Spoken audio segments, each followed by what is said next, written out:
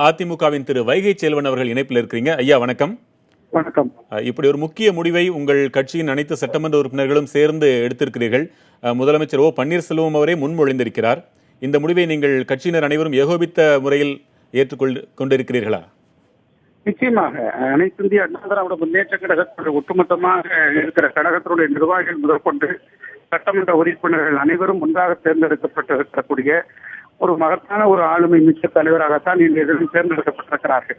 சட்டமன்ற குழு தலைவராக தேர்ந்தெடுக்கப்பட்டிருக்கிற பெருமதிப்புக்குரிய சென்னம்மா அவர்கள் அதற்குரிய தகுதியும் மிகுதியும் படைத்தவராக இருக்கிறார் என்பதுதான் சிலருடைய கருத்து. அனைத்து இந்திய அண்ணா திராவிட முன்னேற்ற கழகத்தினுடைய பொதுச் செயலாளராக முதலமைச்சராகவும் புரட்சி தலைவி அம்மாவுடைய இடத்தை யார் நிரப்புவார்கள் என்கிற 1000 சந்தேகங்கள் 1000 வருடங்கள் எழுப்பப்பட்ட நிலையில் அனைத்து இந்திய அண்ணா திராவிட முன்னேற்ற கழகத்தை தூக்கி நிறுத்தி அதற்குரிய ஆளுமையும் தகுதியும் மிகுதியும் படைத்தவராக சின்னம்மா அவர்களை எல்லோரும் கருதினார்கள். ஆகவேதான் அவர்களை இன்றைய தினம் சட்டமன்ற குழு தலைவராக தேர்ந்தெடுக்கப்பட்டு அதன் மூலமாக ஒரு ஆட்சியும் கட்சியும் ஒருவர் கையில் இருந்ததுதான் அது இயக்கத்தின் சரியான ஒரு பாதையை நோக்கி செல்வதாக அமையும் என்பதற்காக இது சரியான முடிவாக இருக்கிறது. அவர் பொதுச் செயலாளராக நீங்கள் அனைவரும் சேர்ந்து அவரை ஆக்கிய பொழுது அவரை அதை ஏற்றுக்கொண்டார். இன்றும் அப்படித்தான் ஆளுமை மிகுந்தவர் என்று நீங்கள் சொன்னீர்கள். அதை அவரும் ஏற்றுக்கொண்டிருக்கிறார் என்றால் இதை ஏற்றுக்கொள்வதற்கு ஏன் இந்த 2 மாத தாமதம்? முதலிலே அவர் ஆகியிருக்கலாமே என்ற கேள்வி எழுந்தால் என்ன பதில்?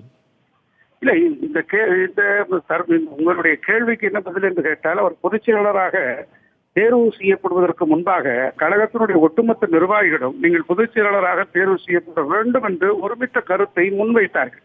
அப்போது அவர்கள் பார்க்கலாம், ஏற்கலாம், பரிசீலிக்கலாம் என்றுதான் சொன்னார்கள். அதனுடைய அடிப்படையில் அதற்கு பிறகு அவசர முக்கியத்துவம் வாய்ந்த பொதுக்குழு கூட்டப்பட்டது. அந்த பொதுக்குழுவின் வாயிலாக கழகத்தின் பொதுச் செயலாளராக தேர்ந்தெடுக்கப்பட்டார். பின்னாளில் ஆட்சியும் கட்சியும் ஒருவர் கையில் இருக்கிற போதுதான் இந்த இயக்கம் சரியான ஒரே பாதையில் பயணிப்பதற்கு சரியாக இருக்கும். ஏனென்று கேட்டால் 1967 இருந்து தொடங்கி திராவிட இயக்கம் பொதுச் செயலாளராகவும் முதலமைச்சராகவும் ஒருவர் கையிலே இருந்திருக்கிறது. ஆகவே அப்படிப்பட்ட நிலையை தான் எல்லோரும் பார்த்து கொண்டிருந்தார்கள். ஆக அப்படிப்பட்ட நிலையில் ஒரு வலிமைமிக்க ஒரு தலைவராக அப்போது செயல்பட முடியும் என்ற ஒத்த கருத்தை எல்லோரும் மத்தியிலும் எடுத்துக் கொண்டே இருந்தார்கள். அதனுடைய அடிப்படையிலே பல்வேறு தரப்பினர், சட்டமன்ற உறுப்பினர்கள், அமைச்சர் பெருமக்கள், நாடாளுமன்ற உறுப்பினர்கள், தலைமை கழக நிர்வாகிகள் பல பேர் தொடர்ந்து ஒரு வலியுறுத்தி கொண்டே இருந்தார்கள். அதனுடைய அடிப்படையிலே தற்போது அதை ஏற்றுக்கொண்டிருக்கிறார் என்றுதான் சொல்ல வேண்டும். நிச்சயமாக இதே வலிமை, இதே ஆளுமை, ஒரு 3 முறை இந்த வாய்ப்பை நல்ல முறையில் அதை செயல்படுத்தி காட்டியவர் என்ற பெயரை பெற்றிருக்கக்கூடிய தற்போதைய முதலமைச்சர் அதை தொடர்ந்து அப்படியே செய்துவிட மாட்டாரா என்று மற்றவர்களுக்கு சந்தேகம் எழுவதற்கு முன்னமேயே அவரே அதை விட்டுக் கொடுத்திருப்பதாக தான் நாம் பார்க்கிறோம். இதை நீங்கள் எப்படி பார்க்கிறீர்கள்? அதாவது மரியாதைக்குரிய தமிழகத்தினுடைய முதலமைச்சராக திகழ்ந்த திரு பன்னீர்செல்வம் அவர்கள் 3 முறை தமிழகத்தினுடைய முதலமைச்சராக இருந்திருக்கிறார்.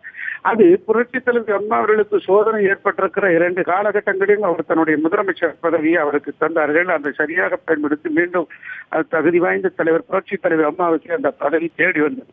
பின்னர் தற்போது புரட்சி தலைவி அம்மாவுடைய மறைவுக்கு பிறகு அந்த இடம் மிகப்பெரிய ஒரு வெற்றிடமாக இருந்தது. அது திடீரென்று அந்த இடத்தை நிரப்புவதற்குரியவராக பன்னீர்செல்வம் அவர்களை தேர்வு செய்தார்கள். தற்போது கழகத்தினுடைய பொதுச் செயலாளருக்கு மக்கள் செல்வாக்கு நாளுக்கு நாள் அதிகரித்துக் கொண்டு வருவதும் சட்டமன்ற நாடாளுமன்ற உறுப்பினர்கள், தலைமை கழக நிர்வாகிகள் ஆகிய ஒட்டுமொத்த அவருடைய ஆதரவையும் பெற்றவராக இருக்கிற பொதுச் செயலாளர் சின்னம்மா அவர்களுக்கு முதலமைச்சர் பதவியும் கொடுத்தால் ஒத்த கருத்தோடு ஒரே நேரத்தில் பயணிப்பதற்கு சரியாக இருக்கும் என்கிற காரணத்தின் அடிப்படையிலே முதலமைச்சரை அவர்களே அதை பல்வேறு முறை உணர்த்தியும் இருக்கிறார்.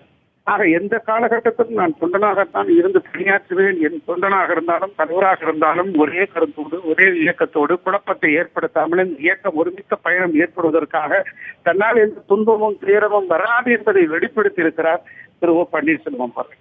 இதற்கு எதிர்க்கட்சிகள் எப்படி எதிர்வினை ஆற்றும் என்று நீங்கள் எதிர்பார்க்கிறீர்கள்? எதிர்கட்சிகள்லாம் பல்வேறு சர்ச்சைகளை எடுத்துக் கொண்டுதான் இருக்கிறது. ஏனென்று கேட்டால் சட்டமன்ற உறுப்பினராக இல்லை என்கிற ஒரு சர்ச்சையை எழுப்பியிருக்கிறார்கள். தற்போது ஏற்பட்டிருக்கக்கூடிய இந்த வெற்றிடத்தை திட்டமிட்டு உருவாக்கி இருக்கிறார்கள் என்று சொல்லிக் கொண்டிருக்கிறார்கள். இப்படி பல்வேறு யூகங்களும் அவருடைய அரசியல் செய்வதற்காக பல்வேறு வதந்திகளை பரப்பிக் கொண்டுதான் இருப்பார்கள். ஆனால் வதந்திகள் எல்லாம் காலப்போக்கில் உண்மையை நிரப்புகிற போது அந்த வதந்திகள் எல்லாம் நீர்த்து போகும் என்பதுதான் எங்களுடைய கருத்து. அவர்கள் தாங்கள் எதிர்ப்பதற்கு இப்பொழுது முதலமைச்சராக இருக்கக்கூடிய பன்னீர்செல்வமே பொருத்தமாக இருப்பார் என்று கருதுவதும் ஒரு காரணமாக இருக்கும் என்றும் யூகிக்கப்படுகிறது. அப்படியெல்லாம் அப்படியெல்லாம் இருக்காது. எனக்கு கேட்டால் முதலமைச்சராக தேர்வு செய்யப்பட்டதற்கு பிறகு, பொறுப்பேற்றதற்கு பிறகு பல்வேறு மக்கள் பணிகளில் தன்னை கரைத்துக் கொள்கிற போது, அவருடைய பெருமைகளும் வறுமைகளும் நாளடைவில் மக்களிடத்திலும் ஏனைய இடத்திலும் தெரிய வருகிற போது, அவருடைய வதந்திகளும் பொய் புனைவு கதைகளும் அது இயற்கையாகவே அது உதிர்த்து விடும் என்பதால் எங்களுடைய கருத்து. உங்களுடைய கட்சியின் சட்டமன்ற உறுப்பினர்களின் மனநிலையை அறிந்தீர்கள், உங்கள் கட்சியினரின் மனநிலையை கூட அறிந்திருப்பீர்கள். பொதுமக்களின் மனநிலை என்ன என்பதை உங்கள் கட்சி உணர்ந்திருக்கிறதா? பொதுமக்கள் அனைத்து இந்திய அண்ணா திராவிட முன்னேற்ற கழகத்துக்கு வாக்களித்தார்கள். பொதுமக்கள் புரட்சி தலைவி அம்மாவுக்கு வாக்களித்தார்கள். பொதுமக்கள் இந்த இயக்கம் நன்றாக வளர வேண்டும், ஆளுநர் தலைக்க வேண்டும் என்பதற்காக வாக்களித்தார்கள். ஏனென்று கேட்டால், ஒரு இயக்கம் ஆளுங்கட்சியாக இருந்த போது மீண்டும் ஆளுங்கட்சியான வரலாறு 35 ஆண்டு காலத்துக்கு பிறகு மலர்ந்திருக்கிறோம். அப்படி ஒரு வாய்ப்பை புரட்சி தலைவர் அம்மாவுக்கு தந்திருக்கிறார்கள். தற்போது இந்த இயக்கம் மக்கள் பணி செய்ய வேண்டும் என்கிற அடிப்படையில் தான் அந்த இயக்கத்திற்கான வாய்ப்பை மக்கள் தந்தார்கள். அந்த இயக்கத்தினுடைய தலைமை பொதுச் செயலாளராக, முதலமைச்சராக இயக்கத்தவர்களால், சட்டமன்ற உறுப்பினர்களால், ஏனைய கழகத்துடைய நிர்வாகிகளால் ஒருமித்த கருத்தோடு அவரை தேர்வு செய்யப்பட்டிருக்கிறார்கள். இதை மக்கள் ஏற்றுக்கொண்டு பல்வேறு சூழலில் அவர்களுடைய சேவைகளினுடைய அடிப்படையிலே அதை வழிமொழிவார்கள் என்றுதான் நாங்கள் கருதுகிறோம். நீங்கள் இந்த பதிலில் தொடக்கத்தில் சொன்ன அதே வார்த்தைகளையே எதிர்க்கட்சித் தலைவர் மு க ஸ்டாலினும் நேற்று பிடிஐ செய்தி நிறுவனத்திற்கு அளித்த பேட்டியில் சொல்லியிருக்கிறார். ஜெயலலிதா வீட்டில் இருப்பவர்கள் முதலமைச்சராக மக்கள் வாக்களிக்கவில்லை என்று கூறியிருக்கிறாரே. அதாவது திரு மு க ஸ்டாலின் அவர்கள் ஒரு திட்டமிட்டு உருவாக்கப்பட்ட ஒரு தலைவராகவே அவர் தோற்றமளிக்கிறார். ஏனென்று கேட்டால், பல்வேறுபட்ட சூழ்நிலைகளில் அந்த திராவிட முன்னேற்ற கழகத்தில் கருணாநிதிக்கு போட்டியாக வளர்ந்த தலைவர்களை திட்டமிட்டே அவர்களை வீழ்ச்சியடைய செய்கிறார்கள். உதாரணமாக வைகோ அவர்களை உதாரணமாக சொல்லலாம். இப்படி ஒவ்வொரு காலகட்டத்திலும் தன்னுடைய மகனுடைய வளர்ச்சிக்கு யாரெல்லாம் குந்தகம் விளைவிப்பார்களோ, யாரெல்லாம் இடையூறு விளைவிப்பார்களோ அவற்றை எல்லாம் ஐயா, ஒரு நொடி இணைப்பில் இருங்க.